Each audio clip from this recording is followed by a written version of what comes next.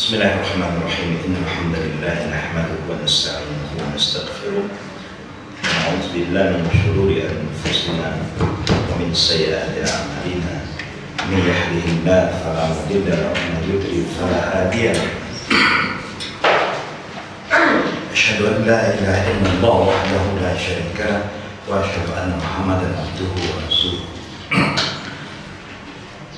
يا أيها الذين آمنوا اتقوا الله حق تقاته ولا تموتن إلا وأنتم مسلمون وبعد السلام عليكم ورحمة الله وبركاته. Inshallah, to all the sisters and brothers, let's begin our morning with the morning evocation of dua. Bismillahirrahmanirrahim. Alhamdulillahi Rabbil Alameen. Allahumma salli ala Muhammad وعلى آل محمد كما صليت على إبراهيم وعلى آل إبراهيم إنك حميد مجيد اللهم بك أصبحنا وبك أمسينا وبك نحيا وبك نموت وإليك النشور بسم الله الذي لا يضر مع اسمه شيء في الأرض ولا في السماء وهو السميع العليم رضيت بالله ربا وبالإسلام دينا وبمحمد نبيا اللهم زدني علما نافعا ورزقا طيبا وعملا متقبلا ربنا آتنا في الدنيا حسنة وفي الآخرة حسنة وقنا عذاب النار وصلى الله على محمد وعلى آله وصحبه أجمعين والحمد لله رب العالمين آمين يا رب العالمين.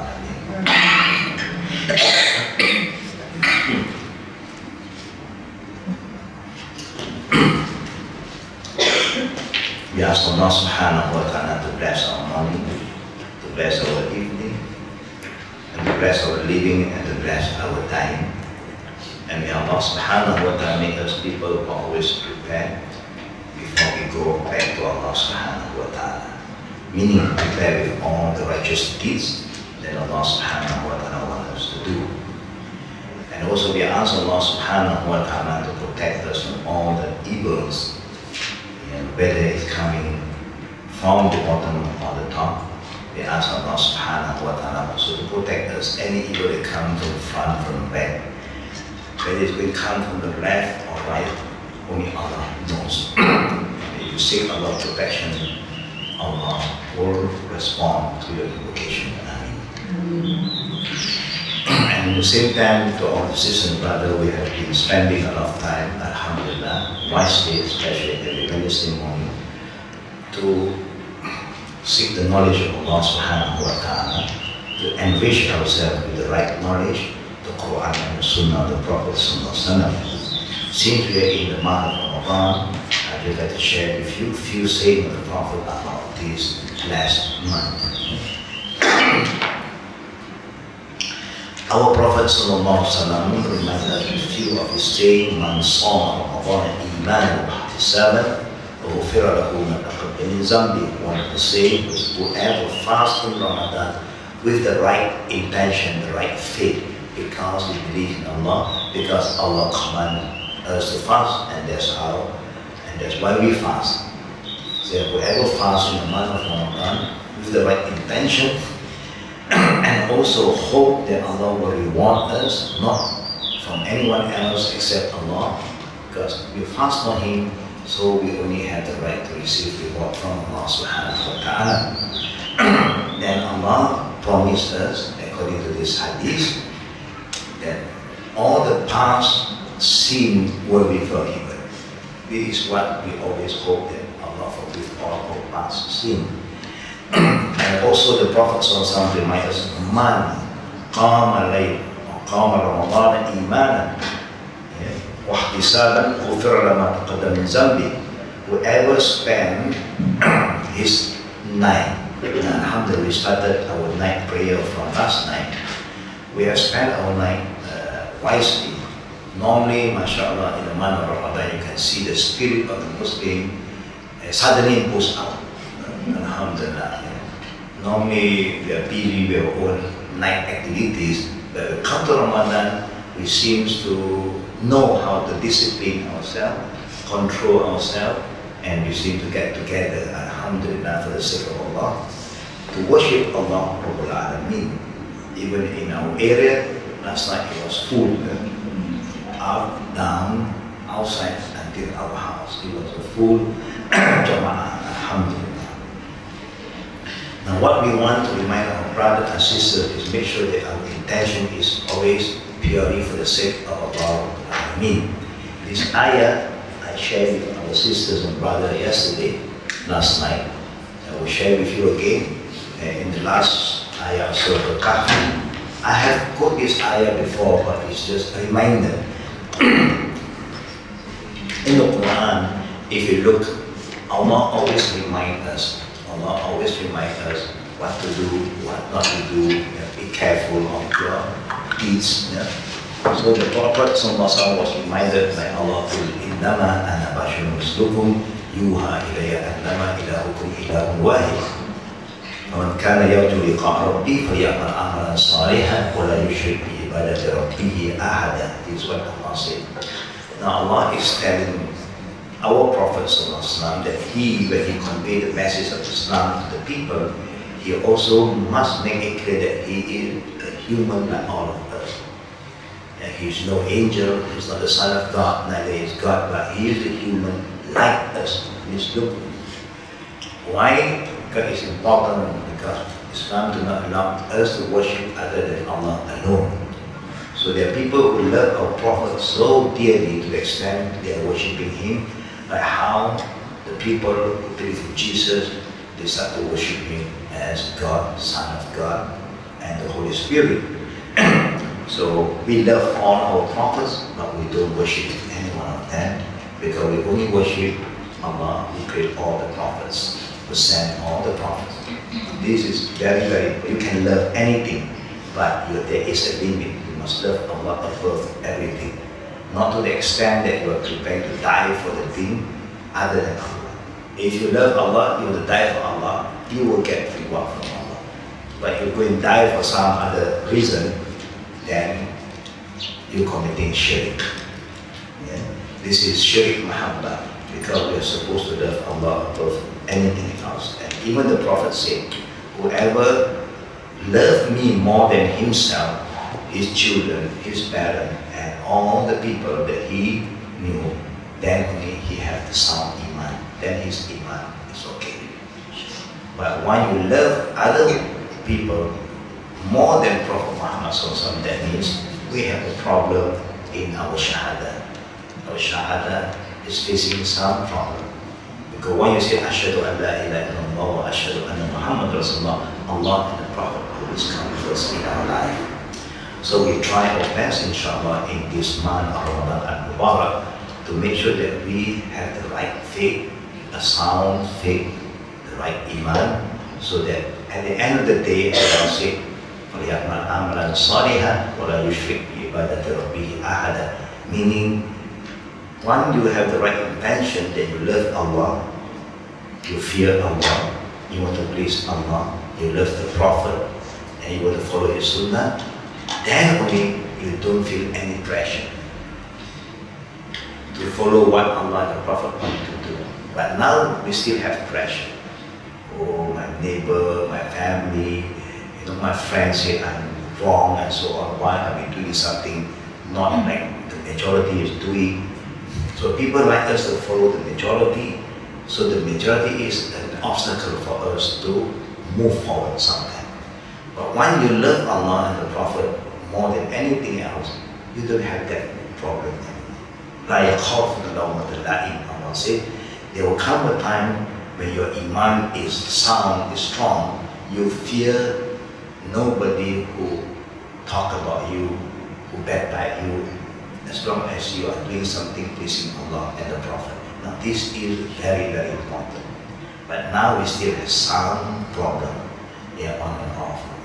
We know what is right, we know what the people is doing maybe is right and maybe is wrong. So one, we know it's wrong, we should stay away. But at the same time, we get close to them to remind them.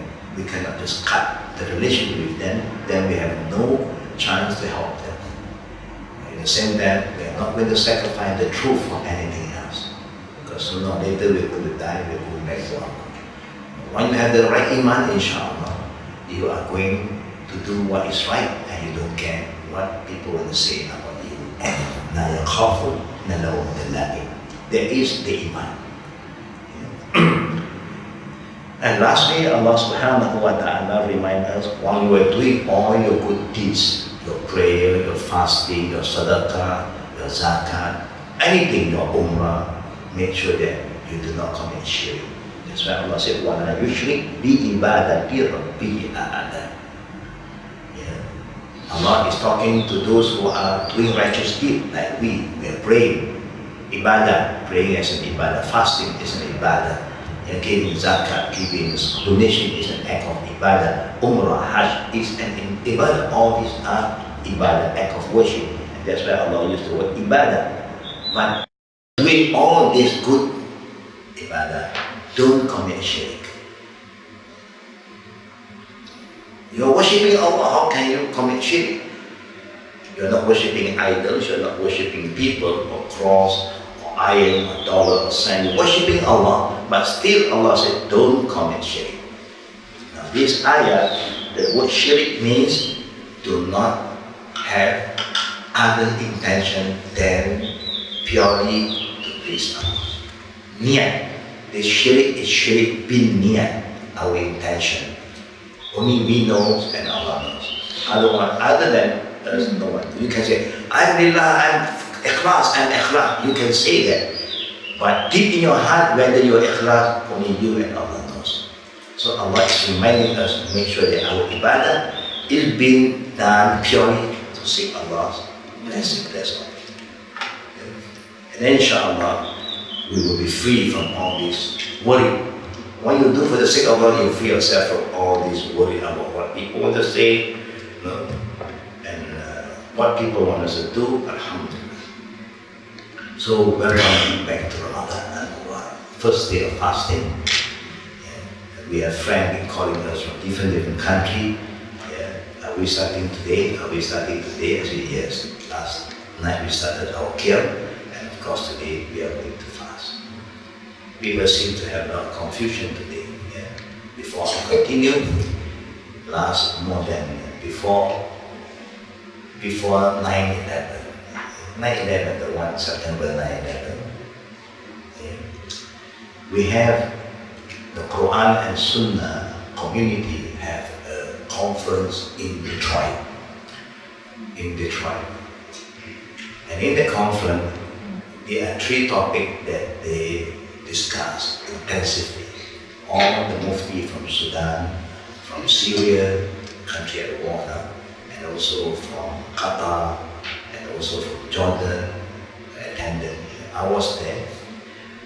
Now the issue that they are discussing about mortgage, whether mortgage is halal.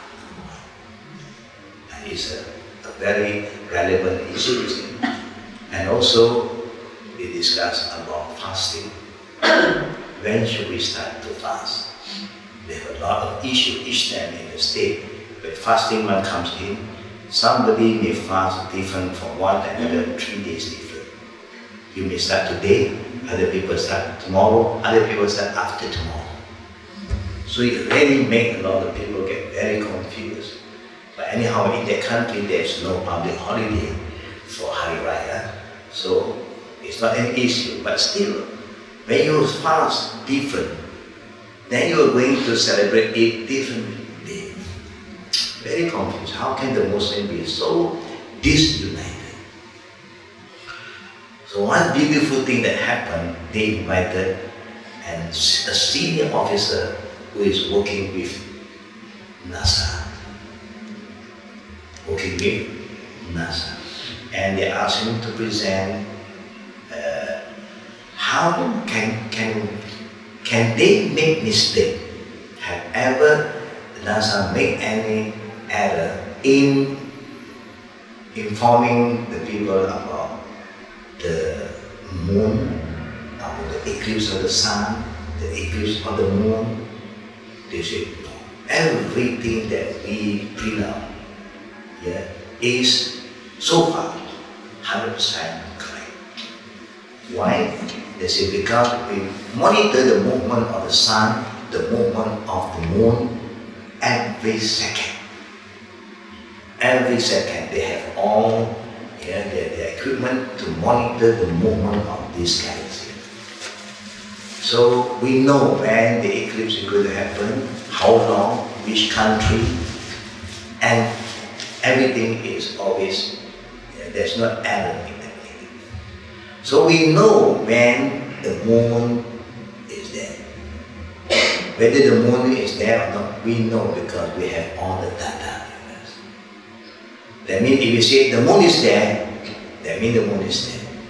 For us, because we only go and look for the moon twice a year. So, and we don't have a lot of equipment with us. But NASA is specialized in that. They monitor the moon. So when they say that in Islam there are two kinds of things that we must base on.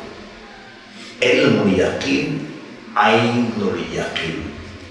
Meaning when you want to say that I'm going to start fasting today, I have sight the moon, based on what?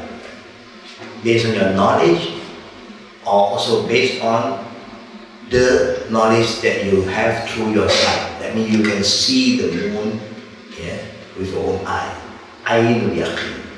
But there's another knowledge that can help you is ilmul yaqeen. You have all the knowledge, the equipment to prove to you that the moon is there. So can you start to fast when they say the moon is out, the hilal is out? So the conclusion of the seminar is, while you have all the data, reference, and it's hard evident, we can all agree upon. We don't have to ask, normally the Pakistani will call Pakistan. From US they call Pakistan. When are you going to fast? So they say we are waiting for the announcement. And then some people may also telephone to the Arab country. How about Arabs? When are you fasting? Some go to Indonesia. Indonesia bila puasa. So everybody is referring back to their country. So I say to them, then why don't you call them about the prayer time? We should so particular about you want to check with your country. Then everything you want to do, you should check with your country. Not only for fasting. You must know the time different from country to country. So you cannot do that kind of thing. You cannot refer here and there except those who are neighbor country. And then you can just get some info. Alhamdulillah, I don't know, I don't follow the news whether there is some differences between we fasting Singapore and Indonesia. Anybody aware of that? For this year? Many countries start today. There are some countries start yesterday. We hope that all are united, inshallah. But anyhow, if you have this issue in the future, please remember there are two ways of making a conclusion, the ilmul yaqeen and the ainul yaqeen. Both is allowed in Islam. When you have hard evidence, then you can start to fast. Alhamdulillah. Now to all the brothers and sisters, today we should be in page 1. What page?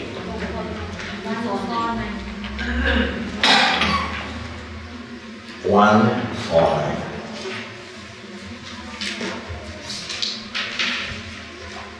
Under the topic of moral understanding. Now before we go back to the moral understanding, let us go back to number 5. Number 5, Abu Sa'id al-Khudri narrated that Allah's Messenger said, Sadaqatun sirru tukhfi'ul غضب الرب وصلة الرحيم تزيد في العمر وفعل المعروف يقي مصارع السوء. The secret sadaqah, when you give sadaqah, charity or anything to do with money, then it extinguishes the lost anger, showing that Allah loves people who do charity work. Preserving kinship ties by kindness increase lifespan, and rendering good to people protect from evil fatalities, meaning if you always try your best to make sure that you have good relationship with your family, there's a lot of blessing and Allah will increase our lifespan. But how do Allah increase? No one knows. Because when we are going to die, no one knows. So how Allah will increase also, no one knows. The right understanding is we must believe that Allah has fixed everything for us. Increasing lifespan has a lot of meaning, such as the quality time we have, the health that we enjoy. This is something that Allah can give us. Allah will give us because we are good, so Allah gives us more peace and more help, inshallah. Rendering good to people protect from evil fatalities. So the Prophet ﷺ also encouraged us to do good things. Always engage yourself in amal ma'ruf, in good activities. But good activities is something highly recommended to do it collectively, jama'ah. It's always better because what you're doing alone, sometimes you may be caught with something that you are not aware of, and you thought that it's good, it becomes not good, it becomes wrong. So when you're in a jama'ah, there are people who will remind you, will check on you, so that helps. So doing good things, Allah subhanahu wa ta'ala loves us to do it collectively. We always encourage our jama'ah to do things together because that is what Allah and the Prophet want us to do. Not so you can do alone, but when you're giving an assignment by yourself, so you have to do it, but at the same time you must keep the jama'ah informed so that the jama'ah know what is going on and they can remind you or help you on and off, inshallah. Now look at Omar's understanding. A clear understanding of this issue is demonstrated by the great Sahabi, the great companion of the Prophet, the commander of the believer, Omar, Sayyidina Omar. Ibn Abbas radiallahu anhu reported that Omar radiallahu anhu once traveled to Sham. When he reached Sham, a place, there's a place called Sham.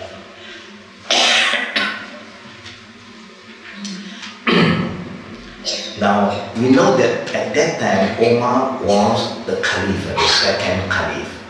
This is after the death of the Prophet and after the death of Abu Bakr.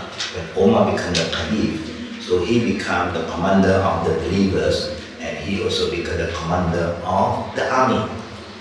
So once traveled to Sham, Sham is Syria today. When he reached a place, there is quite near Palestine, but also in the Hijaz. Hijaz is Saudi Arabia. Saudi Arabia is called Hijaz before. Only when Saud family came into power, so they call Saudi. Sham is still Sham until today. Abu Ubaidah bin al-Jarrah and other army commander met him and warned him that a plague had befall Sham. That means there is some plague, a disease in the area of Sham. On hearing this, Omar consulted with the early Muhajirin and Ansar. Look at the leader of the commander of Islam. He was a Caliph.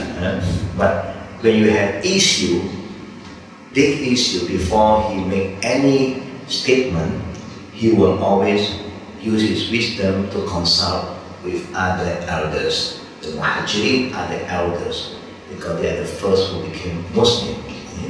And the Ansar, they are the elders too, because these are the two groups mentioned in the Quran, Muhajirin wal Ansar.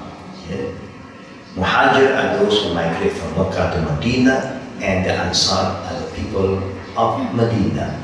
Why the Prophet called them Ansar and Allah called them Ansar? Because these are a group of people, even they are minority, but they are always there to support the mission of Prophet Muhammad. Anytime when the Prophet needs any support, the Ansar will be there for him. There is the beauty of this group. That's why they were granted by Allah, and Allah mentioned their name in the Quran. وَالسَّابِقُونَ الْأَوَّلُونَ مِنَ الْمُهَاجِرِينَ وَالْأَنصَارِ وَالَّذِينَ اتَّبَعُوهُم بِإِحْسَانٍ. And Allah ends the ayah in Surah Tawbah about this group of people. رَضِيَ اللَّهُ عَنْهُمْ وَرَضُوا عَنْهُ. These are a group of people who please Allah, who love Allah, and Allah have loved them. MashaAllah. Because of the sacrifice, the sincerity, they are very committed. Not only with their word, their feeling, but their action. The Muslim before is not like today. Today, we are committed to, but we have a lot of excuses when it comes to action time. But the early nation, they don't give excuse. While Allah wanted to do something, the Prophet said, move, they move. Stay, they stay. But today we say, move. Not now, inshallah. We have a lot of inshallah. Now, our inshallah is a bad excuse. Yeah. So Umar consulted with the early Muhajir and Ansar who accompanied him, those who were with him together. Both groups were divided in opinion between proceeding to Sham or returning to Medina. Yeah. Now there are two opinions. Some say, let's go. Some say, no, we should not go in. See, the plague is there. So we should not go in. He then consulted with the elders of the Quraysh. Now when you have this issue, sometimes the court, in between you get confused too. So he never gave up. He sought another advice from the elders of the Quraysh. Now among the Muhajirin, you must remember, not all of them are Quraysh. And that's why the Quraysh tribe do have certain quality that the Prophet even said that as long as the Quraysh still exist, they should be the leader of the Ummah. As long as they exist. So that's why in the time of the Prophet, when he passed away, people are still discussing. The Ansar is discussing now who should become the leader now. Then Abu Bakr mentioned this hadith that the Prophet said, as long as the Quraysh still exist, they should be the leader of the Ummah. And then they stopped. Immediately when they knew that the Prophet said that, they stopped discussing about the leadership.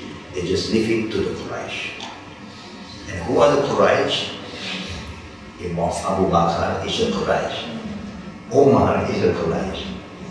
Osman, they are Quraysh. And Ali, they are Quraysh. So as long as the Quraysh still exist, they should always give way to them. These are the pioneers to show respect. You see how the Islamic adab show respect. And they all agreed that he should turn back and avoid exposing himself and those with him to the plague. Now, approving this opinion, Umar commanded the people to get ready for departure. The following morning, Abu Ubaidah is one of the companions. These are the people that the Prophet ﷺ have blessed them. Approaches Umar and said, are you running away from Allah's decree, Qadar? Now we are talking about Qadar and Qadar. He said, are you running away? So Umar replied, I wish that someone other than you had said this. You hope that not you, because you are not normal people. You are Ubaidullah. Now Abu Ubaid, this a companion of the Prophet ﷺ, who the Prophet also said that they are people of paradise. But it's a matter of when Allah put you into a test, whether you understand the issue or not. Normally, you learn something, but when you are not put into a test, you may not know how to apply your knowledge. You see? Even until today, a lot of people, if you learn about the wiping of the socks, you remember masa. Until today, if you are not used to it, you still get confused. Especially praying with your shoes on, more confused. Because you are not used to it. And the thing happen, then you are mixed up. Should I do this? I do that. But people who have sound knowledge, they know what to say. So Omar replied, I wish that someone other than you has said this. Oh, Abu Ubaidah. Then he added, Naam. Yes. Nafir min qadr Allah ila qadr Allah. MashaAllah. See what Umar said? Yes, indeed. We run away from Allah's qadar to Allah's qadar. How can qadar to qadar? Yeah. Imagine taking your camel into a valley with two sides, a fertile side and a dry one. It's not that whether you have dam grace on the fertile side or the dry side. All would be by Allah's decree. But what Umar is trying to say, now Allah made takdir that Sham is exposed to a plague. Now I can go in because Abu Ubaidah is saying that you are running, you fear Allah's qadar. To him, he said, if Allah said you will not be exposed to this plague, even you are in, you'll be safe, you'll be protected. So why are you not going in and see your people? Your people is inside. But they remember that the Prophet did say in other hadiths, when any area is being exposed to a disease, a virus, when this virus is dangerous, whoever are in that place cannot come out, whoever is outside cannot go in. What is the system today that we use? Yeah? Now this term quarantine is from the time of the Prophet. It's not new. Well, now we are using the term, we are trying, because that is the best way to protect the virus. Not let the virus spread further. Once those who are infected, they must stay there. They cannot run out. If they come out, they commit a sin. Yeah. You cannot say, no, I believe in Allah. Yeah, you believe, but still this is Qadar. When you are affected with that, and if the Prophet said, stay in, you stay in. If you have to die, you have to die. But you do not cause harm to other people. So Omar said, to him, he said, he doing it is okay for him. But the elders remind him, no. Because they remember the saying of the Prophet that when there is a virus in any area, quarantine is taking place, you do not go in, neither the one who is inside come out. So it's from one qadar to another qadar. My qadar is not to go in, your qadar is not to come out. Because there's one Allah want it to happen. This is something very important for us to understand, yeah? And that's why there are times if they say you cannot visit, yeah, these sick people, you should not go. If not, then you may cause more harm to yourself and you bring more harm to others. And we now see that some movie going around, yeah, that because of that the whole world is going to suffer. There's a lot of movie going around about this. It can happen. Because people are too confident, they say, oh, I don't care, I don't know that I'm infected with a virus. That's when in Islam, when you're infected, you must be careful. You must not just keep it to yourself. You must alert the authority to safeguard other people, to safeguard yourself too. Maybe by quarantining yourself, it can help you to recover faster. Because they know how to treat you. Because if everything is going haywire, no one knows where it starts, it's more difficult. This is part of the qadar. You do not go into an area that has virus, neither the people affected by the virus who are very dangerous should come out. This is what Qadar also said. Like it happened in the time of the Omar when he became the Caliph. He caught a guy stealing. He caught a guy stealing, so he wanted to cut off his hand, because the Prophet said, those who caught stealing, you cut off their hand. So when he wanted to cut the hand of this thief, he said, how can you go against Allah's Qadar? Allah is the one who allowed me to steal. If Allah do not allow this to happen, I won't be able to steal. Allah can stop me anytime. I have the bad intention, but still Allah has the power to stop me from stealing. How did He stop me? They make me sick, I cannot go out and steal. Or by making these people stay away from me, I have no opportunity to steal. But now Allah allowed me to steal and you want to cut my hand. It makes Umar think, oh, this guy, even he is a thief, he seems to learn a lot about Qadar. He knows how to defend himself. So Umar asked him again. Now Umar uses his wisdom now. How many times you have been stealing? Quite some time ago. Yeah, I've been doing this not only now. Then now Umar knows how to answer him. He said, you know, the Qadar of Allah, you have been stealing so many times, and Allah let it go because you are not caught by me. Now the Qadar said that you are caught by me, so this is the time that I have executed the law. So this is the Qadar. Now you are caught by me. Last time you steal, you are not being caught, so you are free. Now you are caught, so the law must take place. It's another Qadar. Yeah. You got free because it's a Qadar at that time. Now you're caught, so this is another Qadar. It's not easy to understand sometimes, especially when it's not in favor to you. Normally, this Qadar kind of thing. When it did not favor you, no, you cannot be like that. You always want everything to favor you, then you can accept it better. But please be humble to Allah subhanahu wa ta'ala. In the future, if you still encounter this kind of issue and you are not sure, and then you should seek some advice on how Umar seek advice from the elders, people of knowledge, people with wisdom. Now let us go back to 3, the human fitrah. Why doesn't fitrah guarantee Jannah? This is the question mark.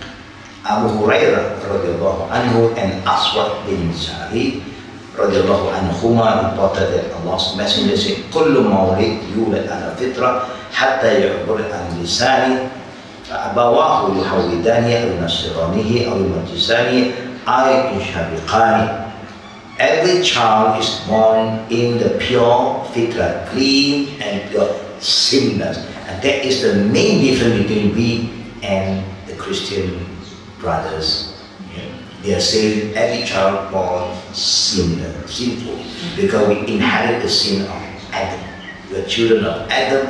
We inherit the sin from our great-great-grandfather. Now we Muslims don't believe in that. We say that our Prophet said everyone is born pure, clean and sinless, not sinful. Because Allah is fair. How can mistake done by somebody and you, it also to be blamed? It's just like, if there's a woman and man having a haram relationship, and then Allah gives them a child, you cannot blame the child. That's why you don't say to you, anak zina, anak zina. Don't say to the child. The zina is not committed by the child. How can you say the child is a zina? No, the zina committed by the parent, or not by the adult. Anyhow, in Omar time, Islam have spread so widely to Rome and Persia. When we have a lot of these kind of cases, people got pregnant without getting married. Omar's judgment on that is get them married. Finish. That's how Omar solved that problem. Get them married. They must take full responsibility. if they are sure that this woman is sure that she is carrying the son of so and so, not because of another guy, you're 100% sure, then get them married. So close the chapter. Don't talk about your past anymore. Because when Islam spread to Persia and Rome, you have a lot of new Muslims. Yeah, they are very new to Islam, and they are so used with their lifestyle before. They keep on their old relationship, so now they have children, they're all Muslim. The way to solve this issue is not to judge anybody now, find a way to overcome the problem, get them married. And that time marriage is very easy, not like today. All the wedding planner, they don't have wedding planner. They just go to the imam, you go to the imam, they just ijab kabul finish. And the way they answer the ijab kabul is very easy. I marry you so and so, you say I accept, finish. You don't have to mention the name, you don't have to istighfar 3 times, you don't have to make shahada because you're Muslim already. You know? But today, I don't know why this thing is happening again. You know? Before anybody want to get married, you have to istighfar like you're committing a sin, and then you got to make shahada like you're not yet a Muslim. You know? We do not know why, you know? Unless they have doubt that you're Muslim. So they want to make shahada again. I'll come back to you inshallah. Yeah? Just spare some time for me. So the Prophet said every child is born pure, clean, whether they are Chinese, Indian, every child. Yeah? Until he is able to express himself. Until the child reaches a certain age, now he can express. Normally, when you really can express yourself, you know the difference between right and wrong is when you reach the age of maturity. It can be 11 years old for the girls, 12 years old. The boy normally is about 14, 15 years old. Yeah? But women get mature faster because of the fitrah. So the Prophet is saying that until he or she is able to express himself or herself, it is his or her parent who then make them a Jew, a Christian, a Malaysian, or pagan, or Sheikh. We understand this hadith? So we don't blame all the children today who are Christian, who are Judaism, who are Hindus. We don't blame them. Because this is their fitrah. Because their parent is so the upbringing they will follow. The same goes to us. So the same thing if you have issue about politics. Politics is politics, business is business. You don't mix two in one. Business people want to survive. Politics go for the kill. You know, it's not surviving it. And they go for the kill. So we talk about business. As long as you say it's halal, you don't sabotage people's business. But they are supporting the Jew. Of course the Jew will support the Jew. We Muslims who do business, when we have money, who should we support? We support the Muslim. Who the Indian will support? They will support the people. There is very common, there's a fitrah. There is part of the fitrah. So you do not just try to create this motion, because of it, we sabotage, we don't have any business. It's up to you. But you cannot do that Islamically. It's very common, you will support your people, they support their people. There is a fitrah for everyone. So now you don't blame them, but it's the upbringing. There is when you're at home. At home, the parent is the one who will make the children. If you are a singer, of course, the child is going to be a singer like you. You are going to coach them, you want to train them, you promote them from young. What do you expect? If you are a good scholar, inshallah you want the children to be a good scholar. So you guide them, expose them to the scholarly environment. So it's very common. But outside, then the Prophet said, Al-Marwa al-Dini Khalili. Outside from home, it is the friend, the environment that can play another role. Now, our upbringing at home can be very Islamic, but when you expose a child to the environment outside and you are not careful, then they will be, sometimes if Allah protect them, if not, then they'll be having a lot of problems. Suddenly you say, how can you do this? Who taught you?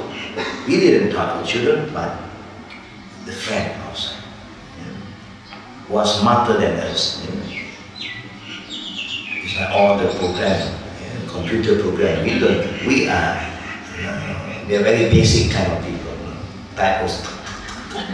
Outside people, their finger move, only like so active. Suddenly they come back home and they do so many, we don't know what they're doing. Anyhow, may Allah protect us. The Prophet ﷺ then recited, فطرة الله التي فطر الناس عليها لا تبديل لخلق الله. The pure nature according to which Allah has created the people, there is no change in Allah's creation. This fitrah will never change. Meaning, you cannot say that every child is born sinful. When the Prophet said every child is born clean, that means everybody is born clean. Chinese, Indian, Bengali, Muslim, Malay, Arab, non-Arab, all are the same. Based on this, that some people have the following misconception. If every human is born in a pure and clean nature, why is it decreed that some people will later enter hell? Allah knows best, of course. He created all of us. He knows who will become the bad guy. We don't know. But Allah subhanahu wa ta'ala said to us that وَحَدَيْنَهُ النَّجْدَيْنِ, I will show you two ways. Allah who created all of us, He showed us two ways. وَحَدَيْنَهُ النَّجْدَيْنِ. And that's why Allah always reminds us the do and don't. He knows He created haram thing, He created halal thing, and He said eat halal, He never said eat haram. He knows what is good, what is bad, but He said do what is good and stay away from what is bad. Even in marriage, He knows He created male and female, and He said this one you can marry, this one no. So many things Allah has made it very clear, and Allah make it clearer because Allah revealed in the month of Ramadan. Bayinat, that's why Allah said Quran is bayinat. It's here to explain everything and make it clear to all of you. So then He showed you two ways, He said, and then He said, follow my way. If you follow the way of Allah properly here, you will pass the sirat smoothly in Akhirah. But if you choose not to follow, then you don't blame anyone else except yourself. If Allah said fast, you don't want to fast, you have a choice. But a believer has a better choice. If you are travelers or you're traveling, which one do you choose? Fast or not to fast? Yeah? You cannot say, I cannot fast. You can fast too, but highly recommended not to fast. When you are traveling, but your traveling is so convenient. It's not like in the aircraft with aircon and everything, but still time factor. There are a lot of changes in the time. So that's why you see a lot of Arabs when they are fast, they are traveling. Even people going for Umrah sometimes, when they're in the plane, they eat. So they say, oh, these people, they want to Umrah, they still eating, they don't fast. For us, we don't understand.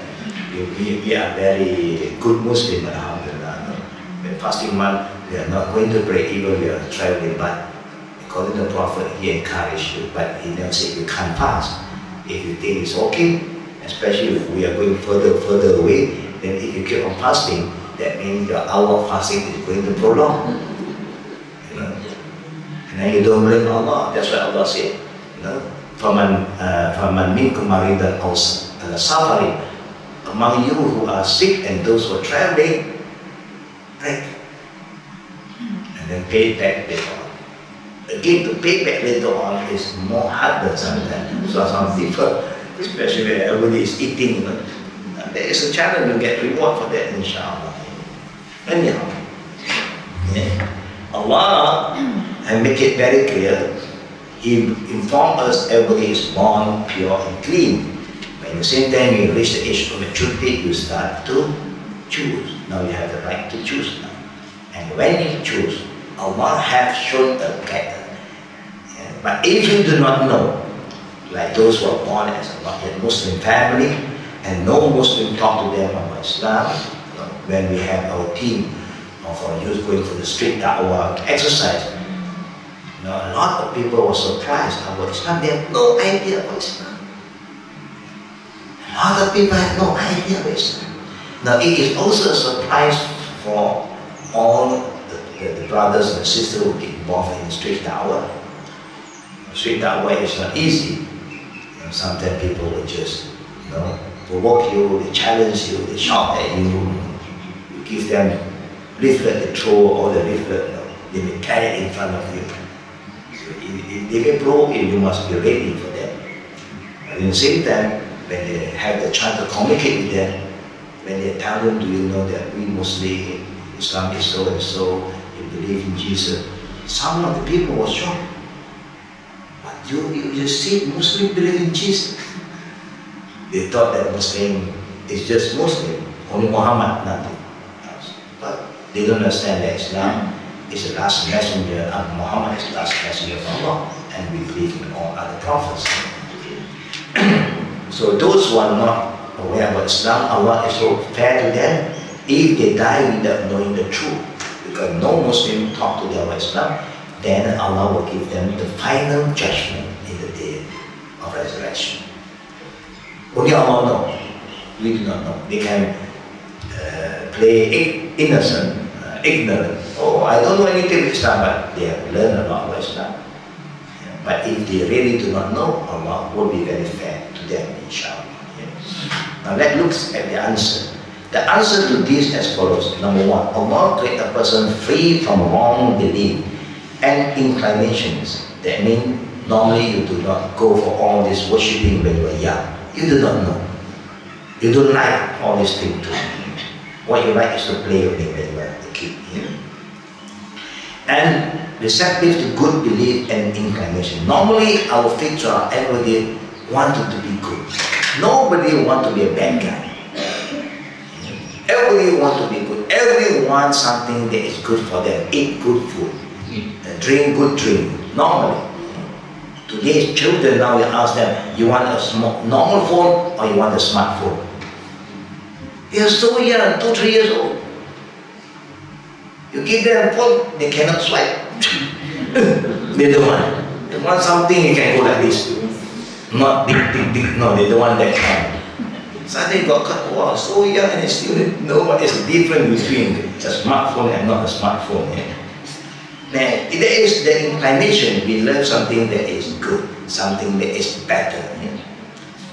Now his fitrah is like a clean sheet of paper with preliminary good writing, ready to fill either with more good or else with bad writing. It's like a blank paper.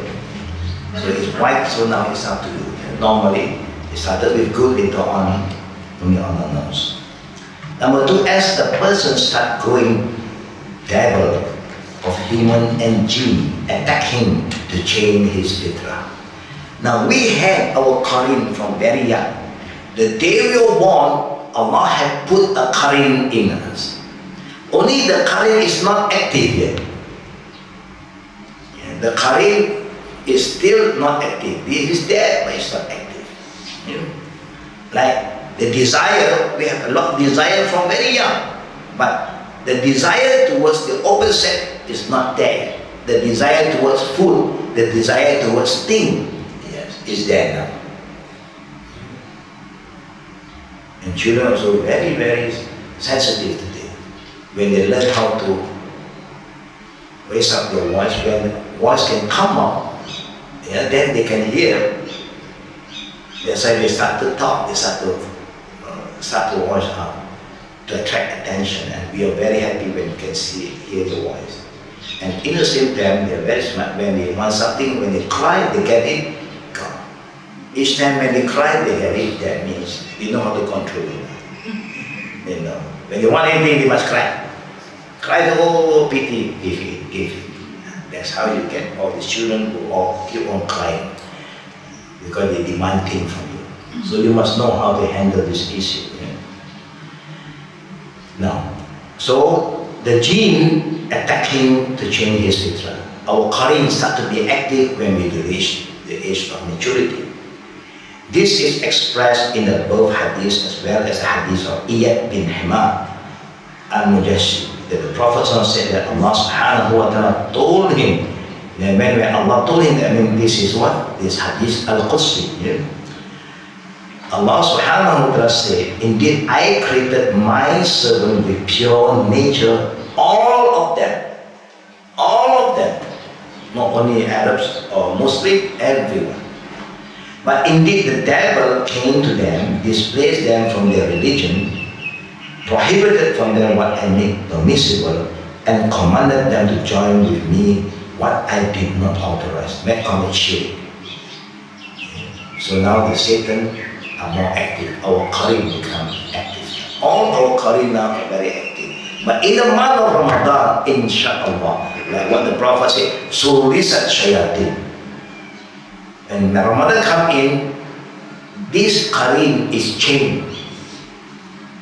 So this jinn, the jinn there is in us, inshallah, because we are fasting, we are praying, so he has no room to misguide us, mislead us, because we are in control.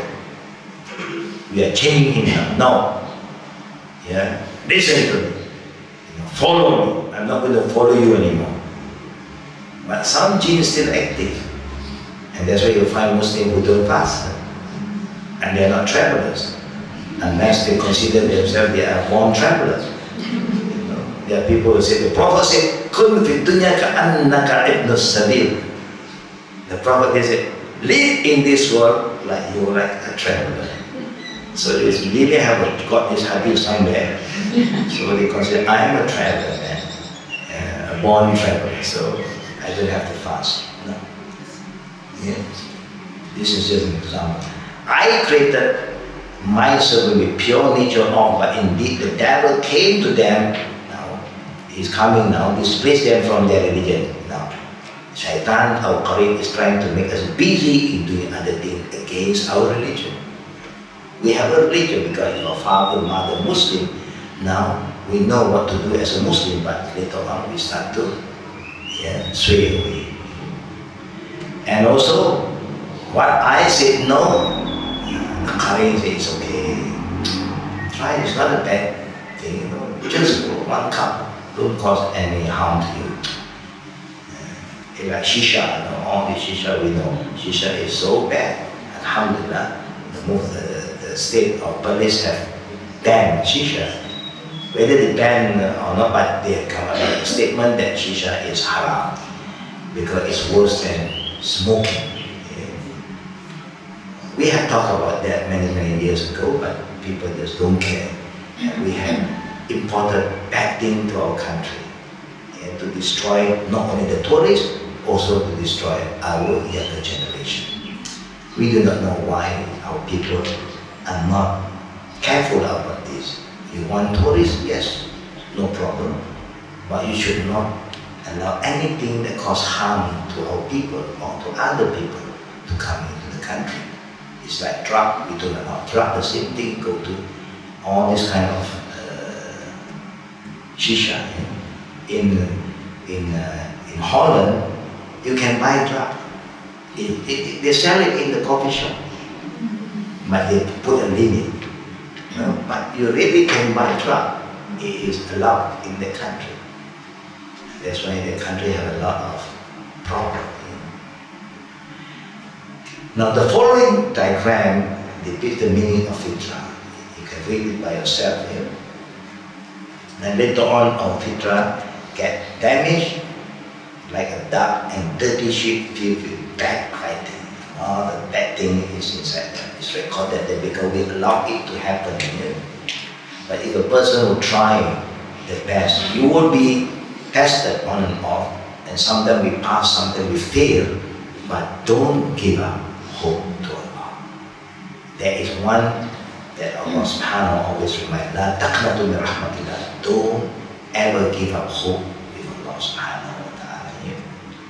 Number 3, the result is that some people reach maturity with a good fitrah because the environment is good, their household is good, their personal inclination towards good or evil would then either enhance their good fitrah or deform it. So if you want your children to be a better, righteous children, then you should create an environment that is righteous. But if you don't care about that, then you cannot expect more from the children. Unless they, Allah subhanahu wa ta'ala give them guidance, they start to change. Sometimes we are not that good, but our children become good children, alhamdulillah. And sometimes we are so good, we don't know what happened to our children. And it's a test from Allah. But how bad your children is still your children. You have the right to help them, to guide them back, but do not let them change it. This is important. Meaning, if they are so bad, don't let the bad thing come inside the house. Discipline that you come home with something that is haram thing is not welcome to this house. And that's why you must be a strong mother and father to protect. At least you cannot save him. You protect the others and you protect yourself. That means you do not support him in doing the haram thing. If you know that when he take your car, he is going to carry some other friend when doing bad thing, don't.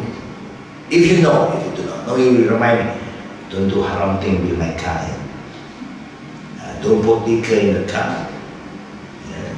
If you want to, a lady get married, then you carry. Then you can drive her. But if not, we do not want all this bad thing to happen. And we provide the privilege for that. That means we are subhan. For the Chinese environment, they are different. They can bring back their girlfriend and their boyfriend at home in front of the parent and go into a private room and stay together for months, no problem. Because they say, don't rush, just get to know each other, be together. No?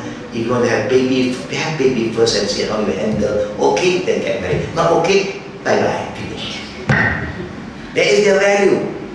Because they don't have religion to guide them. They're based on their culture. It's very common. I knew this from my family. Most of them, they are not yet Muslim. Their lifestyle is something like that.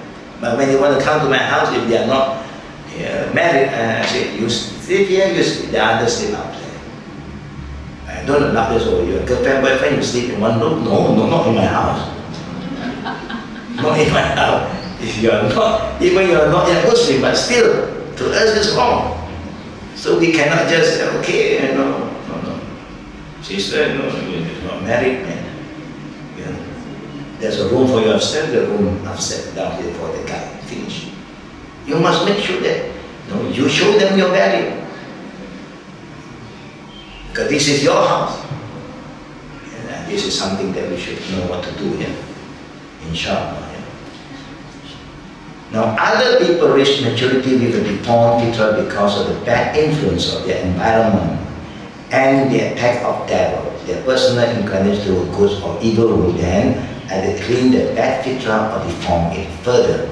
The environment plays a very important role. The same thing, all the programs that we are exposed to today with all the TV and all the astro, all is something that we must look into it here. Number 5, Allah subhanahu wa ta'ala knows who among the misguided people are unwilling victims of the environment and who among them have wicked nature that welcome corruption. Now Allah knows if you are a victim, Allah knows. If you are the culprit, also Allah knows. So there is two kinds of people of bid'ah, example.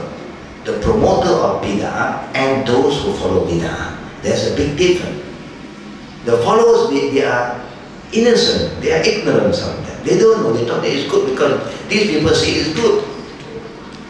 But the promoter who know that this is nothing to do with sunnah, but they still promote for their own benefit because bid'ah actually give the person a lot of profit. Bid'ah is profit making. Example with all this majlis, one of the greatest bid'ah exists in Ramadan is what? The existing bid'ah that come into Ramadan. No, not that.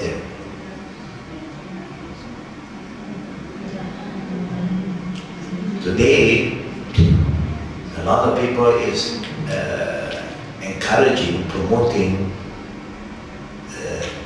kenduri arwah, majlis tahlil.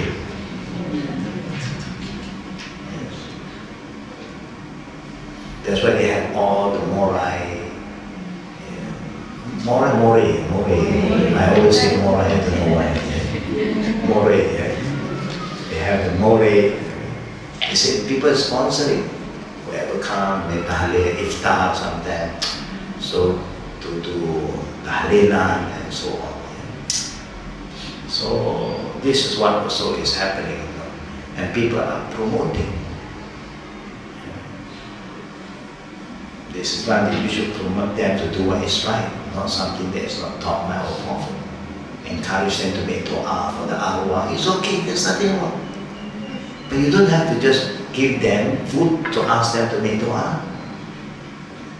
It's not good. But if you want people to break fast, you have more money, you want to sponsor, it's good. There's nothing wrong to provide iftar. It's good, but not with the intention. We want you to do this, then you get this. So this is just some example. Now Allah knows among the misguided people who are unwilling victims of the environment and who among them have wicked nature that welcome corruption. Number 6, Allah subhanahu will judge among the people with complete knowledge, wisdom and justice. So we don't have to have doubts about Allah's judgment and justice.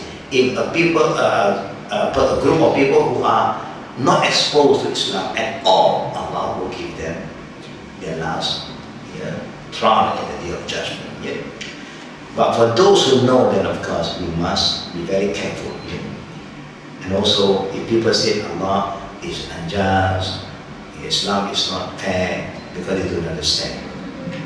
And maybe because the way we represent Islam to them, because we are very judgmental, we always judge people. So we hope Allah subhanahu wa ta'ala will make us having the right belief, right faith, inshallah. So what is the fate of deceased children? Whether we want to discuss it, inshallah, we previously discussed page 25 that Allah subhanahu knows the hypothetical part of, and part of this is His knowledge of what those who die in their childhood would have done had they lived to maturity. People often inquire, what is the fate of the children? Will Allah, number one, judge them according to His knowledge of their hypothetical action, to admit them to Jannah because they died on pure fitrah, try them on day of judgment, or differentiate between Muslim children and pagan children? Now the answer is, we answer the above question along the following point. Number one, Allah knows how every person would act in any given situation. In particular, He knows this with regard to children who die before reaching the age of accountability. Abu Hurairah reported that Prophet Muhammad was asked about the fate of pagan children who die before puberty, and he replied, Allah knows best what they would have done had they live. Allah knows that, but He created all of us. Now this of course is also true about Muslim children who die before puberty. Aisha radiallahu anha reported that after Allah's Messenger sallallahu alaihi wasallam once prayed janazah, funeral prayer for one of the Ansar's children, she exclaimed, "Goodness await this child. He'll be one of the birds of Jannah because he never committed a sin." This is how Aisha expressed. This approving her conclusive statement, the Prophet replied, "غَيْرَ ذَلِكَ يَا Aisha, should you not have said other than this, O Aisha? Indeed, Allah subhanahu created Jannah and the hellfire and created the dweller of each of them, designating them while they were still in their forefathers' backbone."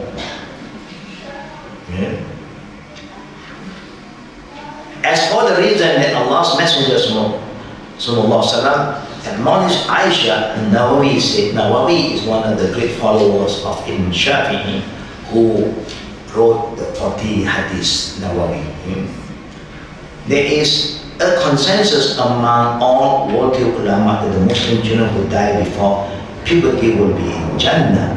The interpretation of this hadith is that he, sallallahu alaihi wasallam, prevented her from making a hasty judgment without evidence, or that he possibly said this before he knew that the Muslim children will be in Jannah. And as simply said, he, sallallahu alaihi wasallam, admonished her for affirming that a specific child will enter Jannah because the truth of his parent iman is a matter of ghaib, known with certainty only by Allah. So what the Prophet is trying to express to Aisha, don't just say anything without any evidence. Don't give hope to people that sometimes it's not true. So only Allah knows best. But we know that Allah is judge, and Allah will give them a fair trial, inshallah. So we end up in that way is always better. It's just like people may ask, there are so many prophets being sent. Can this be a prophet? Can that be a prophet? China, is there a prophet in China? In the Quran, Allah said, وَلَقَدْ بَعَثْنَا فِي كُلِّ أُمَّةٍ رَسُولًا أَنْ يَعْبُدُوا اللَّهَ وَاجْتَنِبُوا الطَّاغُوتَ. Indeed, we sent to all people, all nations, a messenger. And the duty of the messenger is to invite the people to worship one God and stay away from worshipping evil. That's all. Now, if anybody will answer, is there a prophet in China? What do we say for our Chinese sisters and brothers? What do you think? Yeah, inshallah. We don't know because the Prophet said there's so many prophets. Only 25 mentioned in the Quran, but you have 120,000 of prophets. The other hadith said 124,000, but the 124,000 still have some area that some scholars say the hadith whether it's weak or not, but the 120,000 is clear, is from authentic hadith. There are two hadiths, one said 124, 120. Can you imagine there's so many prophets being sent? So it depends. Allah. That's why when people ask me, is Gautama Buddha a prophet? Wallahu alam. To my understanding, he never taught any of his followers to worship him. Neither he said, I'm God, or he denied God. No. What I know that his preaching is based on two main things, sukha or dukkha. In the Sanskrit version, sukha and dukkha, to our, in the Arabic, translate into Arabic is Bashiran wa Nazira. And the Quran said, we send the messengers to bring two news, like tidings and warning. Sukha, dukkha. But if Gautama Buddha will come after Muhammad, we say, no way. Like Mirza, no way. Even the news is getting into net now. Whoever do not accept Mirza Ghulam, God will punish him and all these things now. He become more active now. But anyone who comes after Prophet Muhammad, we cannot accept. Any prophet who came before Muhammad, and you look at the history of Qadar, he came before even Jesus. After Moses, but before Jesus. At one time, you may have 3, 4 prophets and 1 messenger. Many prophets, but 1 messenger. Anyhow, Allah knows best. So the same go to Aisha.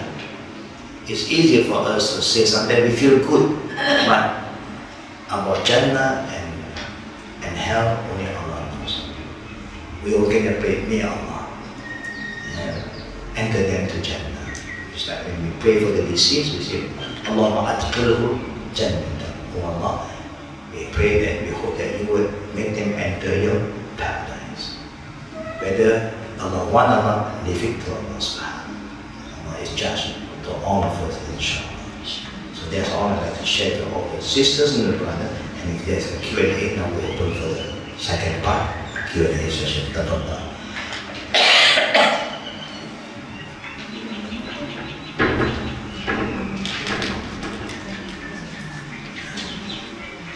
So now there's a word that we try to control, not to use when we talk to the children who are from the not yet Muslim family. We don't say to them, anak kafe. Anak kafe. Don't use the word anak kafe. Waalaikumsalam. Tadi Ustaz kata yang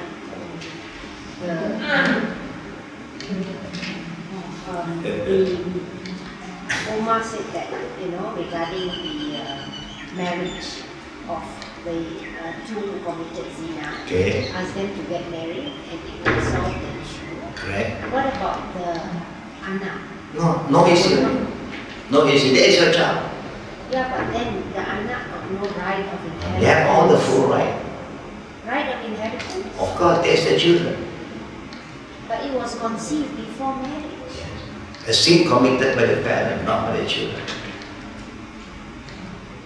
You see, the issue based on one ayah in the Quran that said that do not marry pregnant women. There's an ayah in the Quran about who you can get married with. Your mother, your aunties, either from your father's side or your mother's side, your niece, your nephew, or you cannot get married.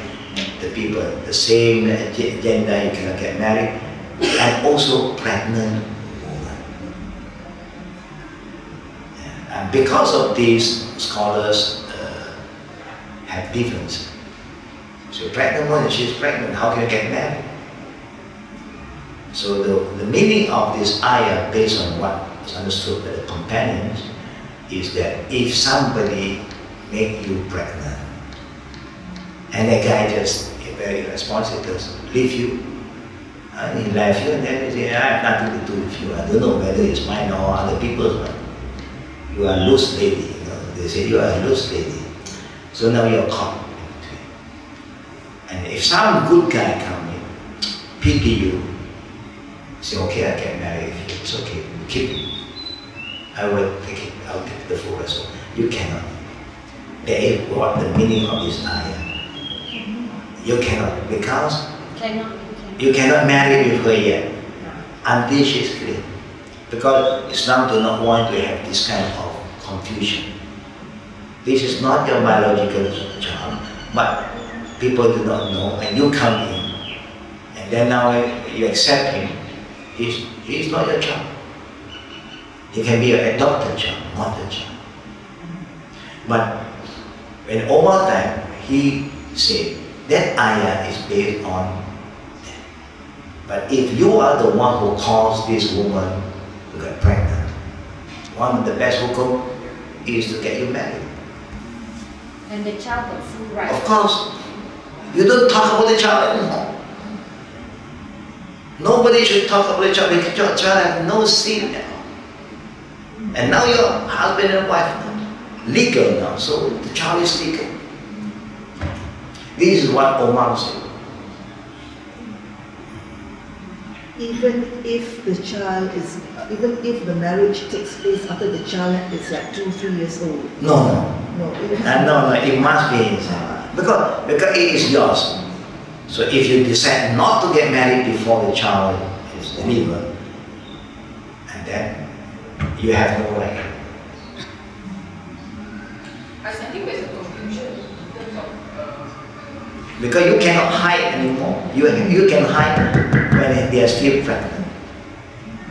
But if you, until after the child is born, and then people say, oh, whose child is this? So you must solve the problem, the sin that you committed, by taking out full responsibility, that's all. And close the chapter. So we talk about how many days someone will No, some people may say, if the, they say maybe when the row is not killed, that means before 4 months. So is that? No, because the whole condition is, you must be sure that this is the only guy that you have relationship with. But if you have also other guy, then none of them have the right to come in here because they are confusion. Who's G? Refer back to this issue.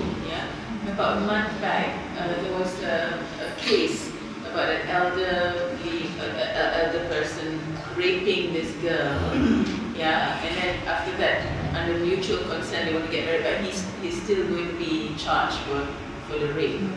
What is the ruling of that? That's why I'm saying there are certain things that have took place. Why they want to charge him, we do not know. Maybe they want people to play around this, or maybe he is bribing the family, forcing the girl to get married, to cover the... No, marriage cannot be forced. You cannot just buy a person over like that. No. It only can be done with mutual agreement. But we do not know about the whole issues. But at the same time, to highlight this kind of thing Islamically is not good. It's not good at all. If people want to rectify a certain thing, you should help them to rectify. But it was in mutual consent. Now they want to get married. In mutual consent, they should. But he raped her first. There is a situation that you rape a person. When you rape, that means when the relationship is not with her consent. You know this one? I heard about that. The paper is talking about what will happen. That's why the judge, some judge said that we are going to go after him. So it really depends why they do that. If they intention, because he had raped a person. So in reference to Omar's husband. Omar is a different thing. Right, because it's nothing to do with rape. And nothing to do with children. These are adult cases. People who are mature, people have a relationship. And because this kind of relationship is common before Islam. And that's why in Islam, if you are having a good relationship before Islam, and then say your culture accept you as husband and wife, even without marriage. Maybe the Chinese say yang cha, and then call the elder city and then 2 change, and you give tea, okay, I give you some power, finish. You don't have to go to register in the court or anything. If your culture accept you that you are like a husband and wife, and suddenly now you become a Muslim, you don't have to remarry. If both parties become a Muslim, your marriage or your relation before considered is legal. It's like both parties who are married already, say, they are not yet Muslim. Then one party become a Muslim. So the other party will given the time of the iddah. When end of iddah, then the other party become Muslim, then they have to go through another nikah. But if they will come in together, or one comes in first and then before the end of the iddah, the other people join. So they are married before it's married. You don't have to make another nikah. There is the ruling. But of course, some of these things that we are hearing, Allah knows how it happened. Rape is a case by case. But normally, like what we say, Allah knows best why in certain cases people really go all out, and why in certain cases people just try to cover it. Only Allah knows best. Now, any other question for the other sisters? Nah. Elaborate on you mentioned just now about the bid'ah during Ramadan, during arwah and majlis tahdir. Yeah, because one, we know that there is no such thing as kenduri arwah in Islam. There's no such thing. You have kenduri, use kenduri. You want to make dua for arwah, alhamdulillah, no problem. We should make dua to everybody, especially in the month of Ramadan. We should make dua to those who we know that have passed away. Make dua. But when we say kenduri arwah today, it's a package. It comes out with recitation of the tahlilan, and that kind of ritual was not a sunnah. It was not a sunnah. Neither the Prophet done. Yeah, all the yasinan and all these things. It's not from the Prophet, neither the companion, neither the four imams. You see? I mean, if you want people to make dua for anybody, it's good. This is a good one to make dua. But it becomes a tradition that they come with a package. Malam ini, the more from so and so. Tahlil. From day 1 to day 29. You see? And we give names. Yes. So an accepted and a blessed gathering, we could all gather together. Someone could just read the dua even in English, supplicate. It doesn't have to be preceded by any ritual of reading anything. Yeah, simple. So we are sitting, we are talking about some issues, and why don't we just make a prayer for so and so? Make a prayer. Islam is a very practical, and they don't want the cost. That's why I say, bid'ah is a good business. Bid'ah is a good business. You got money, free food, you get a good caterer. So all these are money oriented. So, but providing food for people to break fast is highly recommended. Any last question for the brothers behind? Rather no question. And the last question from the sisters. Last night in the Tazkirah, you mentioned about Prophet mengaminkan Jibril's doa. Jibril said that Muhammad's umat not be admitted to paradise for those who fast, not for the sake of Allah. Now, for the sake of Allah, because nowadays there's a lot of SMSs going around, people saying that Prophet Jibril actually was very specific in his doa. He said that for those of you who do not minta maaf with one another will not enter, you termasuk dalam golongan yang tak akan masuk jannah. Is that correct? Between husbands and wives, between friends, before Ramadan? Is that correct? Is that accurate? Well, I never come across a hadith on So that. there's no minta maaf before Ramadan.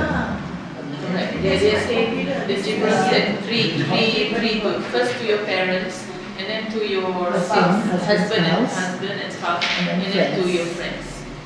And then Jibril Amin or something. Or is it the Prophet Amin? I don't know.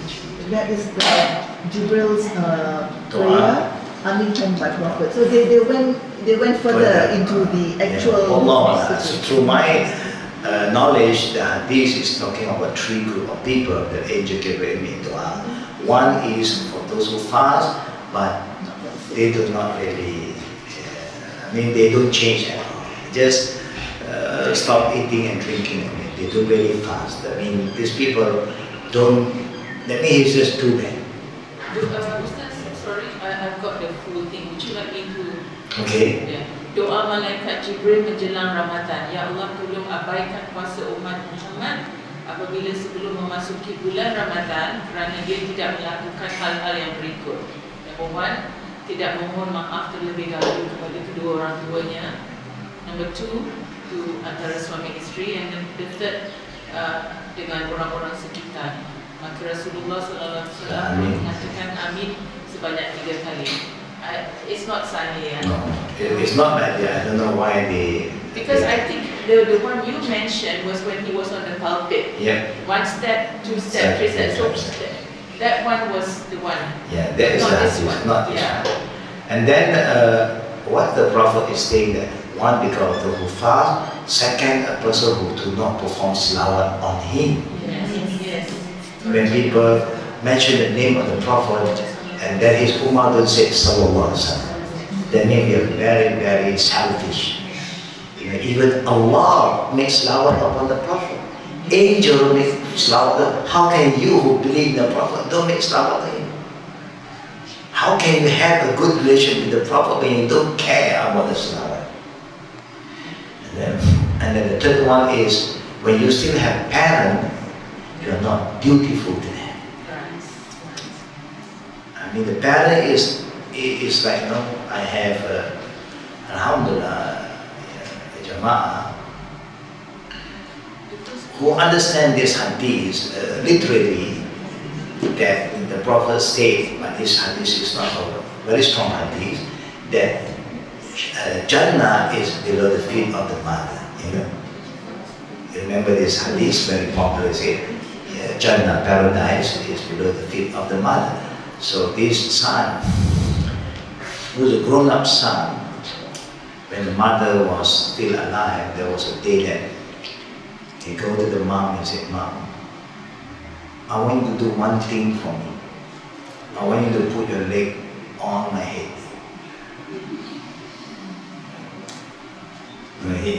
He just want to, he understand that this literally. So he said to the mom, "Put your leg on my head." He lower his head, "Step on me." So mom was surprised. "Why are you coming to do that?" He said, "I want your blessing." Now I know the Prophet said that the paradise is below the feet of the mother. So he bent down and called. Since the mother said, "This is your wish," so the mother does it, do it, and then alhamdulillah. But he felt very good after that. Since then he feels so released. He's so happy with the mother. Just an example. So sometimes the Prophet is saying, you have parents who are still alive who need your attention and you are not dutiful. You just ignore them. Then you don't have the mercy of Allah anymore.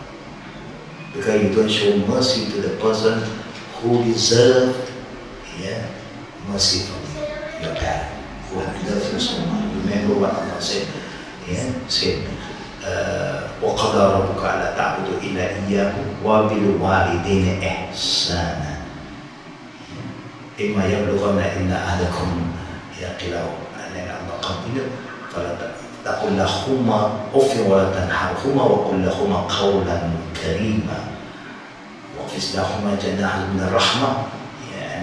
You must show them all the mercy, the love that they have showered to all of us. So if you really mean guy, you don't care, then you must just do that. There is a hadith from Angel Gabriel to the Prophet Amin, but the one that's mentioned by Nabil is I've never come across yet. People may plus here and there sometimes. It's the same go to the minta ampun bagi raya. It is not from the Prophet, it's just our tradition. Only want to ask maaf sahibatin on Raya Day. No. Raya, Prophet want you to ask forgiveness immediately you know that you commit a sin to anybody. Don't wait until end of Ramadan or when Ramadan come in. That means before Ramadan, no maaf. Come Ramadan, tak apalah, terpaksa maaf. No. It's not like that. You must love to forgive. The Prophet has said to her that Allah loves those who love to forgive. Yeah. In one of the hadiths, the Prophet said, وَعَفُ عَمَّنْ ظَلَمَنِي. Forgive those who have done wrong to you. This is something very good for our heart. So there's no more, we don't keep it. No point. No point to keep all the anger. And at the end of the day, you got heart attack. You got heart pressure, the blood pressure, and the guy is having fun.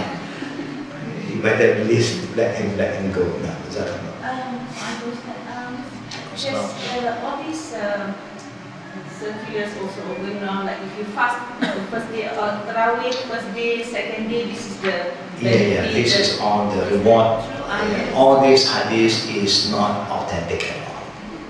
The significance of first day of Tarawih, second day Tarawih, all is not from the Prophet. These are all the very weak, la asalahu, there's no basis. Somebody may come up with some idea and they say the Prophet said, you can go. And those who have bought this book of false hadiths and weak hadiths, if those who have got that, we don't have the extra copy now, we have ordered it in the comment. You should go and check on this. You can get all these hadiths in this book. So whatever is in that book is other than that, or other than that, we can still double check because there are so many books on false hadiths. But this is one of the things that has been compiled by the scholars. So you can check on that, inshallah. Kelebihan malam pertama, malam dua, malam tiga. No. Any last question? No. During Ramadan, we are so eager to give charity to the poor, orphanage, but we forgot our parents because we think most of us mostly we think they have pension. Enough for them. We didn't even buy things for them, food for them for the Ramadan. What do you think about it? Because a lot of spouses, you see, because our parents are rich, we don't have to take care of them, money. But to me, I believe we still should be responsible, provide them with food. It's very true. We know that they have all the means with them, but still it's our love to show them that we remember you now. They don't need actually, they don't need. But this is your responsibility. And maybe the mother say next time you don't have to. You see, in Islam it's very easy. As a children, you should know what your parents love most among the fruits that they love most. If you know, and you just even buy a small amount, show them that you care, that you remember them. That means a lot to them. They may not need all this, they have more than that. But they want to show, they want to see whether you feel for them, you remember them or not, that's all. It's just a husband and a wife. You know what your wife loves to eat, to break fast, example. Why not you just buy a small amount and share it? She can buy by herself, no problem. But if you can just also buy something and make her happy, why not? You can do to other people, but also you must remember your parents, those who are close to you, they need certain attention to. So Islam is a very beautiful religion where you're doing good things, even to the rich. Like just an example, the Akikah meat for slaughtering because a newborn child. You can even share with rich people, not only the poor. 1/3 is for the poor, 1/3 is to anybody, and 1/3 is for you. Even the rich, they can have no problem. So that the rich will become more thankful to Allah. Why not? So there's nothing wrong here in Islam. Until your parents say, don't have to buy because we don't eat, it's a waste. And then you don't have to buy. Then maybe you do other things. Find things that you can make them happy. That's how we do things. Okay, even when you give something, you must also know what the people like most. Then it helps. If not, it becomes a burden to them. You give to them, they will give to other people. So it's a burden. Now, last one. Also, sister. Just normally we SMS kan, not in Jawi, tapi kita tulis ke Assalamualaikum ke InsyaAllah ke anything lah, there's Arabic, we translate to Rumi. Okay. There are very different ways to spell it because it's Rumi kan, kita tak boleh translate dari Arabic. So is there any guide, like certain things that you cannot macam type macam tu ke, so like far, InsyaAllah, InsyaAllah one word. You say Insya and then Allah. Or we put INSYAALLAH one word as opposed to the meaning of it. Yeah, if there is a meaning, a bad meaning by joining those together, then we should not. But if they have no bad meaning at all, it's the same meaning, there's no other meaning, then alhamdulillah. Yeah, that's how you know if somebody come up, don't say Insha and then Allah. Say Insha'Allah. Yeah.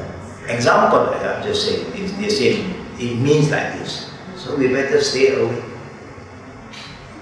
Stay away. When people alert us about certain things, then you stay away. Inshallah. One more. Okay. Regarding mercy, if you still have a parent, they are still alive, and there are some siblings who don't care about the parents. Some siblings don't care. Yes. So, and you know about it. I know now that you don't get mercy from Allah. Do you have the right to tell them, or should you just keep quiet? No, you should tell them. You should tell them because if you don't tell them, if they thought, oh, my sister is doing this, okay already, and I don't have to respond to my mother's need, my sister is it. But you want to tell them, you also want them to get the blessing. You don't want to be just a good guy, you want them to be a good son too, or good daughter. Because if they ignore your mom, and your mom want them, but the mom may not say this out. You see, I've experienced these few things. Yeah? When the mom is so sick, the mom just need to see the children. They know you can't do much, but so we are not doctor, we are just normal people. But you have some very stubborn guy, children. You say, what can I do? If I come to see mom, I can't do anything. What? The mom also know you can't do anything. But the mom wants to see whether you come and see her or not. Why are we so stubborn? Now, as the children or siblings, we must inform them. Please, most of the brothers and sisters have seen mom, only you. Now, we don't. She may be waiting. She may not say to you. Neither they say to us, Jesus, okay, I saw my son here, and there's somebody. It's not begging. So I remind them, please, pay them a visit. When you can visit them now. Now, if you don't care about that, when she died or anybody passed away, the sibling have the right not to tell you. Because you don't care, why must you know? You don't even come and see them, you can't see them anymore, neither they can see you. Teach them a lesson again. Sometimes you got to be very hard to teach your siblings who are very selfish, have no feeling at all to the parent. So, but of course, in a way, if you can serve more, you get more reward from it. So we don't have to be calculating. No, we must share responsibility. I did 3 days, you did 3 days. Why do you do this kind of thing with your parent? When the parent take care of the children too, they come up with this kind of arrangement. The mother take care 3 days, then father take care 4 days. No. They are there for you every day. So when you want to do something back to the parent, you are so calculative. So if you are given the opportunity to do more, you do it. But in the same time, you remind the other sibling, hey, please, when you will come and see mom. Because maybe mom knows that I'm helping, but mom is waiting for others. And also sometimes our mother, a very strong person, she do not want to disturb any children. She knows you have your own life. But you as a child. That's why you see when the inheritance, what did the Prophet say? The boy have 2 shares, the girl have 1. Why Allah say that? Why Allah say that? Because the boy have more responsibility than the sister. He have to take care of the mother. He have to, because he have extra share. You want extra thing in worldly thing, but you don't want to take up extra responsibility.